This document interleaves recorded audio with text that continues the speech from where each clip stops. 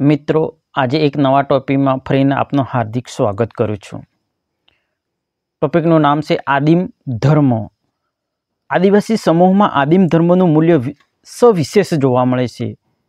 તેમની ધાર્મિક માન્યતાઓ, ક્રિયાઓ અને વિધિઓ, તેમની સમસ્યાઓ, નિષ્ફળતાઓ, દુઃખો, આકસ્મિક આપત્તિ વગેરે મુશ્કેલીઓને નિવારવા માટે કોઈ ગૂઢ તત્વ કે ધાર્મિક બાબતો પર તેઓ ભાર મૂકે છે. તેમના દેવસ્થાનો સ્વરૂપો, પિતૃ પૂજાના ખ્યાલો, વિધિઓ, પ્રેત, મંત્ર, તંત્ર, સ્વરૂપ વગેરે મૂળભૂત ધાર્મિક માન્યતાઓના પાયા ઉપર ધાર્મિક જીવન ગોઠવાયેલું જોવા મળે છે. આજે તેમની પરંપરાગત ધાર્મિક વ્યવસ્થામાં પણ કેટલેક અંશે પરિવર્તન જોવા મળ્યું છે. કારણ કે હિન્દુ અને ખ્રિસ્તી પ્રચારકો તેમને ધર્મ પરિવર્તન કરવા મજબૂર કર્યા છે. તેમ છતાં તેમના પરંપરાગત ધાર્મિક જીવનની પકડ સાવ ઢીલી થઈ ગઈ છે તેવું કહેવું મુશ્કેલ છે. આદિમ ધર્મ આદિવાસી પ્રકૃતિ પૂજા કરે છે. સૂર્ય, ચંદ્ર, હવા, પાણી, ધરતી વગેરેની પૂજા કરે છે. આદિમ ધર્મ પ્રકૃતિ પૂજક ધર્મ છે. નદીની તેઓ પૂજા કરે છે. પીપળાના વૃક્ષની પૂજા કરે છે. પંચસોળની પૂજા કરે છે. આદિવાસીઓ વાસ્તવિક તેની પૂજા કરે છે. કાલ્પનિક વસ્તુઓની તેઓ પૂજા કરતા નથી. આદિવાસીઓમાં દેવસ્થાનમાં કોઈ વૃક્ષ નીચે, નદી કિનારે કે ડુંગરીના તળેટીમાં જોવા મળે છે. ત્યાર પછી બૌદ્ધ, જૈન, હિન્દુ, પારસી, ખ્રિસ્તી વગેરે ધર્મનો ઉદ્ભવ થયો. વર્તમાનમાં આદિવાસી દેવસ્થાનોને મંદિરનું સ્વરૂપ આપવામાં આવ્યું છે. તેથી કહી શકાય છે કે દેવસ્થાનોને હિન્દુ ધર્મના દેવી દેવતા સાથે ભેળસેળ કરવામાં આવી રહી છે. તેમના ગોત્ર વ્યક્તિનું મૃત્યુ થયા પછી તે પિતૃવંશજ તરીકે જીવંત સગાઓ સાથે અલૌકિક સંબંધો રાખે છે. આદિવાસીઓ મૃત વ્યક્તિની પ્રતીક તરીકે પાળીઓ કે દેરી મૂકે છે, જે મૃત વ્યક્તિના આત્માને સ્થાપિત કરવામાં આવે છે. આ પાળીઓ કુટુંબના વ્યક્તિઓની તેમજ જમીનની દેખરેખ રાખે છે તેમ તેઓ માને છે. આ પાળિયાને વર્ષમાં એકવાર ચોમાસાનો પાક થાય ત્યારે પૂજા કરવામાં આવે છે. વ્યક્તિગત અને સામૂહિક વિધિ. કુટુંબમાં કોઈ વ્યક્તિ રોગ, દુઃખ, આફત, ડાકણ, ભૂત પ્રેત પજવણી થાય ત્યારે ભૂમા પાસે દાણા જોવડાવે છે, જેના લીધે ભીલી બોલીમાં પડી જોવડાવી તેવું કહેવામાં આવે છે. જેમાં અડદ કે મકાઈના દાણા જોવામાં આવે છે. ભુવાઓ આપત્તિનું નિદાન કરવા માટે બાધા લેવડાવે છે. સારું થાય એટલે નારિયેળ અથવા તો કેટલેક અંશે મરઘા બકરાની બલિ પણ આજે પણ ચડાવવામાં આવે છે.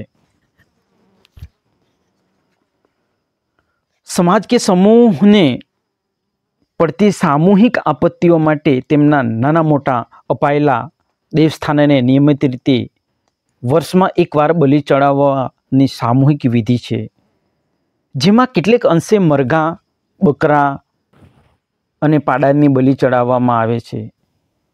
સામૂહિક ધાર્મિક વિધિનું આદિવાસીઓમાં વિશિષ્ટ સ્થાન જોવા મળે છે. આજે આ બલિ ચડાવવાની પ્રથા ધીમે ધીમે ઓછી થઈ રહી છે. હવે બકરાની, મરઘાની તો છે જ, પણ પાડાઓ તો લગભગ પૂરા થવાની આરેમાં જ છે. બહુ ઓછો હતી અને એની બલિ બહુ ઓછી ચડે છે. અને પહેલાં જ્યારે ખોરાક નહોતો મળતો આવી બધી વસ્તુઓનો લોકો બલિ ચડાવીને ઉપયોગ કરતા ખાતા હતા. હવે ધીમે ધીમે ઓછું થઈ રહ્યું છે. મંત્ર, તંત્ર અને બલિ. ગૂઢ શક્તિઓ ઉપર કાબૂ મેળવી પોતાના વિરોધી વ્યક્તિઓનું કુળને બીમારી કે પાકને નુકસાન પહોંચાડવા માટે મંત્ર તંત્રનો ઉપયોગ કરે છે. જો સ્ત્રી મંત્ર તંત્ર જાણતી હોય તો તેને ડાકણ માનવામાં આવે છે, અને પુરુષ મંત્ર તંત્ર જાણતો હોય તો તેને ભૂવો કહેવાય છે. ડાકણ અને ભૂવો બંને શબ્દોને લેખકે કઈ રીતના વર્ણવ્યા છે જોઈએ. સ્ત્રી ડાકણ વિદ્યા કાળી ચૌદસના દિવસે ગુપ્ત રીતે શીખે છે તેમ માનવામાં આવે છે. ડાકણ સ્ત્રીને સમાજના લોકો આફતરૂપ માને છે, માટે ઘણીવાર ડાકણ અમને હેરાન કરે છે તેમ માનીને તેની સાથે ઝઘડા કે મારામારી કરવામાં આવે છે. ડાકણ સ્ત્રી પોતે ઘણી વખત એવો એકરાર કરે છે કે મારી તંત્ર વિદ્યાથી સામેના માણસના કુટુંબની આપત્તિ મૂકી દીધું તેમ માનીને ગર્વ અનુભવે છે. ડાકણ વિદ્યાને કાળો જાદુ તરીકે પણ ઓળખવામાં આવે છે. કેટલીક વખતે સ્ત્રી ડાકણ તરીકે પ્રસ્થાપિત કરીને જમીન અને ઘર પડાવી લે છે. મોટે ભાગે ડાકણ કરેલ કાળા જાદુની આપત્તિમાંથી મુક્તિ અપાવનાર તરીકે આદિવાસી માને છે. માટે ભૂવા જાદુ વિદ્યાથી આર્થિક બદલો મેળવવા માટે નહીં, પરંતુ આદિવાસી સમાજની સેવા માટે કરે છે તેમ માનવામાં આવે છે. આમ ભૂવાની ગમે ત્યારે દુઃખ દર્દ માટે મદદ માગવામાં આવે છે તો પોતાનું કામ પડતું મૂકીને પણ આવે છે. પરંતુ કેટલીક વખત ભૂવો ઘર કુટુંબમાં આ સ્ત્રીઓને ડાકણ છે તેમ કહી સંઘર્ષ પણ કરાવાડે છે. તે પણ એક વાસ્તવિકતા છે. ભૂત પ્રેત અને ચુડેલ. મૃત્યુ પામનાર પુરુષને કોઈ ઈચ્છા અપૂર્ણ રહી હોય તો ભૂત બનીને રહે છે તેમ આદિવાસીઓ માને છે. ભૂત પીપળાના વૃક્ષમાં વસે છે. ભૂત મોટે ભાગે રાત્રે જોવા મળે છે, જે સામાન્ય માનવી કરતાં લાંબો કદાવર બાંધાનો હોય છે, જેઓ પડછાયો પડતો નથી. ભૂત આપત્તિમાંથી બચાવે છે તેવી લોકવાયકા પણ છે. મૃત્યુ પામનાર કોઈ સ્ત્રીને ઈચ્છા અપૂર્ણ રહી ગઈ હોય તો તે ચુડેલ બનીને વડના વૃક્ષમાં વાસ કરે છે અને લોકોને હેરાન કરે છે તેવી આદિવાસીઓમાં લોકવાયકા પણ છે. આદિવાસી અને સંપ્રદાયો. રામાનંદી, કબીરપંથી, સ્વામિનારાયણ, યોગેશ્વર, પાંડુરંગ વગેરે સંપ્રદાયોના લીધે આદિવાસીઓમાં કેટલેક અંશે પરિવર્તન આવી રહેલું જોવા મળે છે. આ સંપ્રદાયો દ્વારા માંસ, દારૂ, અંધશ્રદ્ધાઓ છોડાવવા માટે પ્રયાસો થાય છે, જેને લીધે આદિવાસીઓમાં એક ભગતનું જૂથ અને બીજું સંસારી જૂથ ઊભું થયું છે. ભગત જૂથે માંસનો ઉપયોગ ઉપર નિયંત્રણ મૂક્યું છે, જે નાનું જૂથ છે, જ્યારે સંસારી જૂથે માંસનો ઉપયોગ પર નિયંત્રણ મૂક્યું નથી. આ જૂથ મોટું છે. ભગતનું જૂથ પોતાને સુધારેલા કહેવાય છે. અહીંયા ભુવાને પણ ભગત તરીકે ઓળખવામાં આવે છે. ઉપરાંત માંસ અને દારૂ ન પીતા હોય તેને ભગત કહે છે, અને કેટલાક માંસ ખાતા હોય પણ દારૂ ન પીતા હોય, અને કેટલાક દારૂ પીતા હોય પણ માંસ ન ખાતા હોય તેને પણ ભગત તરીકે ઓળખવામાં આવે છે. આમ સંશોધન અભ્યાસ વિસ્તારમાં રામાનંદી પંથી અને યોગેશ્વરના સંપ્રદાયોની અસરથી આદિવાસીઓને હિન્દુ ધર્મ પાળતા થયા છે. વિવિધ ધર્મોની અસર. આદિવાસીઓમાં હિન્દુ સમાજના સંપર્કના લીધે સ્વાભાવિક રીતે કેટલીક બાબતો પરિવર્તન જોવા મળી છે. ધર્મની અસર. હિન્દુ ધર્મની અસર. આદિવાસીઓમાં હનુમાન, રામદેવ, મહાકાળી, અંબે વગેરે દેવીઓની પૂજા કરતા થયા છે. હોળી, દિવાળી, ઉત્તરાયણ, નવરાત્રિ, દશેરાના તહેવારોની ઉજવણી પણ કરે છે. લગ્ન, જન્મ અને મૃત્યુ પ્રસંગે થતી વિધિઓમાં પણ હિન્દુ ધર્મની કેટલીક અસરો જોવા મળે છે. આદિવાસીઓને વટલાવવાની પ્રક્રિયા ચાલુ છે. ખ્રિસ્તી ધર્મની અસર. હિન્દુઓની જેમ ખ્રિસ્તી મિશનરીઓના સંપર્કના લીધે આદિવાસીઓ ધાર્મિક માળખામાં કેટલાક ધાર્મિક ફેરફારો થયા છે. ખ્રિસ્તી મિશનરીઓ દ્વારા આ વિસ્તારમાં શિક્ષણ, આરોગ્ય, આર્થિક મદદ, જેમાં ખોરાક માટે અનાજ આપવાની પ્રવૃત્તિઓ થતી હતી, જેનો હેતુ ધર્મ પ્રચારનો હતો. અહીંયા એક કોષ્ટક આપેલું છે, જે કદાચ બને તો હું તમારા ડિસ્પ્લેની અંદર બતાવી શકીશ. પરંતુ એક કોષ્ટક આંકડા એક વધઘટ હોઈ શકે છે.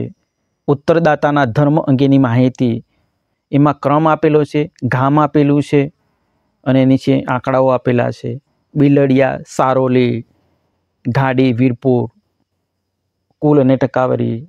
આ જો કે સાબરકાંઠા જિલ્લાના વિજયનગર તાલુકાના આ ગામડાઓ છે. તેમાં હિન્દુઓ કેટલા છે, ખ્રિસ્તીઓની સંખ્યા કેટલી છે, લેખકે અહીંયા બતાવવાનો થોડો પ્રયાસ કર્યો છે.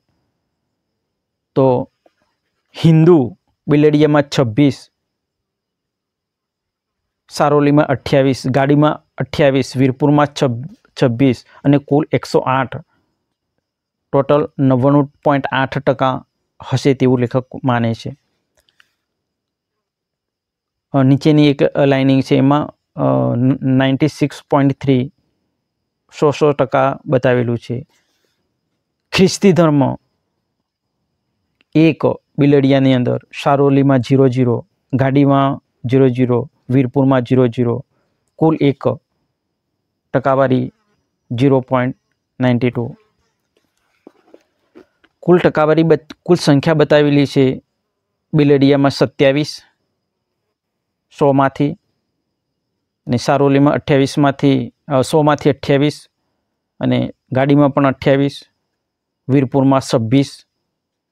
કુલ ટોટલ આંકડો 109 છે. ઉપરનું કોષ્ટકમાં અત્યારે ઘણા ફેરફારો થયેલા હોઈ શકે છે. આ આંકડો એક અંદાજિત પણ હોઈ શકે છે. લેખકે તેમને બતાવવાનો કોશિશ કર્યો છે. ઉપરના કોષ્ટક પરથી જોઈ શકાય છે કે 99.8% આદિવાસીઓ હિન્દુ ધર્મ પાળે છે, જ્યારે 00.92% આદિવાસીઓ ખ્રિસ્તી ધર્મ પાળે છે. સૌપ્રથમ ખ્રિસ્તી મિશનરીઓ બિલડિયા ગામે આવ્યા હતા અને ત્યાં તેમને શૈક્ષણિક તેમજ આરોગ્યને લગતી સગવડ આપવાની શરૂઆત કરી હતી. જેથી વિકસિત ગામ બિલડિયામાં માત્ર એક ઉત્તરદાતા ખ્રિસ્તી ધર્મ પાળતા જોવા મળે છે, જ્યારે વિકસતા ગાડી ગામ અને વીરપુરમાં ખ્રિસ્તી ધર્મનું પ્રમાણ જોવા મળતું નથી. સંશોધન અભ્યાસ હેઠળ ગામોમાં હિન્દુ ધર્મનું પ્રમાણ વિશેષ જોઈ શકાય છે. મુસ્લિમ ધર્મની અસર આદિવાસીઓ ઉપર નોંધપાત્ર જોવા મળતી નથી. આદિવાસીઓ મુસ્લિમ ધર્મ પાળતા નથી. અન્ય કેટલાક આદિવાસીઓ દાતાર, પીર, બાવાજી સેવા કરે છે અને આદિમ ધર્મની પરંપરાગત વિધિ પણ કરે છે. છેલ્લો સારાંશ છે, ઉપસંહાર. આદિવાસીઓમાં ધાર્મિક માન્યતાઓને પ્રબળ જોવા મળે છે. દુઃખ, દર્દ કે કુદરતી આપત્તિઓના નિવારણમાંથી ધાર્મિક વિધિઓનો ઉદ્ભવ થયો હશે તેમ કદાચ માની શકાય. આદિવાસીઓમાં 2 પ્રકારના માન્યતાઓ પ્રવર્તે છે. તેઓ ભગવાન જેવા તત્વોમાં શ્રદ્ધા ધરાવે છે. કોઈ વ્યક્તિ કે કુટુંબમાં આપત્તિ હોય ત્યારે વ્યક્તિગત આદિમ ધાર્મિક વિધિ થાય છે, જ્યારે સમગ્ર સમાજ કે ગામોમાં આપત્તિ આવી હોય તો તેના નિવારણ માટે સામૂહિક ધાર્મિક વિધિ કરવામાં આવે છે. વર્ષમાં એકવાર પોતાના વંશજની કે વડવાઓને નારિયેળ અથવા તો બલી ચડાવીને ખુશ કરવામાં આવે છે. ડાકણ સમાજના લોકો ગુડ વિદ્યાથી હેરાન કરે છે, જ્યારે ભોપો આવી આપત્તિઓમાંથી ઉગારવાનો પ્રયાસ કરે છે. માટે ભોપાનું આદિવાસી સમૂહમાં સવિશેષ મહત્વ જોવા મળે છે. અનેક સંપ્રદાયોની અસર જોવા મળે છે. તેમાં સૌથી વધુ યોગેશ્વરની અસર જોવા મળે છે. આદિવાસીઓની શૈક્ષણિક વિકાસની ખ્રિસ્તી મિશનરીઓમાં નોંધપાત્ર ફાળો રહ્યો છે તેમ કહી શકાય. તેમ છતાં આદિવાસીઓ ઉપર હિન્દુ ધર્મની સવિશેષ અસર જોવા મળે છે, કારણ કે ખ્રિસ્તી ધર્મમાં કોઈ વ્યક્તિ બીમાર થઈ હોય ત્યારે દવાખાને લઈ જવાની સલાહ આપવામાં આવે છે અને આદિવાસીઓની પરંપરાગત માન્યતાઓને બલી ચડાવવાનું નકારવામાં આવે છે. ખ્રિસ્તી મિશનરીઓ ઝડપથી પરિવર્તન લાવવા માગતા હતા. તેથી કહી શકાય કે ખ્રિસ્તી ધર્મ કરતાં હિન્દુ ધર્મની અસર સવિશેષ જોવા મળે છે. ઉપરાંત હિન્દુ ધર્મના જુદા જુદા સંપ્રદાયો દ્વારા સતત પ્રચાર આદિવાસી ક્ષેત્રોમાં થતો હોવાથી મોટાભાગના આદિવાસીઓ હિન્દુ ધર્મ પાળતા થયા. આ ચેપ્ટરમાં આટલું જ છે. એમના લેખક છે ડૉક્ટર સુભાષ પાંડર. જો આ પુસ્તક તમારે મંગાવવું હોય અને વધુ ડિટેલ વાંચવી હોય તો નીચે કમેન્ટ બોક્સમાં મોબાઈલ નંબર લખજો, જેથી કરીને એક સુભાષ પાંડર એક અમે એમના વિદ્યાર્થીઓ છીએ જ્યારે ભણતા ત્યારે, અને એક અમારા ગુરુ સમાન છે. તો તમને એ પુસ્તક જો વાંચવામાં રુચિ હોય, જો તમે એક સમાજના સેવક હો અથવા તો વિદ્યાર્થીઓ માટે તો જરૂરી જ છે, આવશ્યક એક વખત વાંચવું જોઈએ. તો નીચે કમેન્ટ બોક્સમાં મોબાઈલ નંબર લખજો, જેથી કરીને આ પુસ્તક તમારા સુધી પહોંચાડવાની અમે કોશિશ કરીશું. એના લેખક છે, તમે એક તસવીરમાં જોઈ શકતા હોય તો ડૉક્ટર સુભાષ પાંડવ. એ આદિવાસી છે, આપણા સમાજના છે. આપણા સમાજના લેખકોના પુસ્તકો આપણે આવશ્યક વાંચવા જોઈએ. ધન્યવાદ, આભાર, જોહાર, જય આદિવાસી.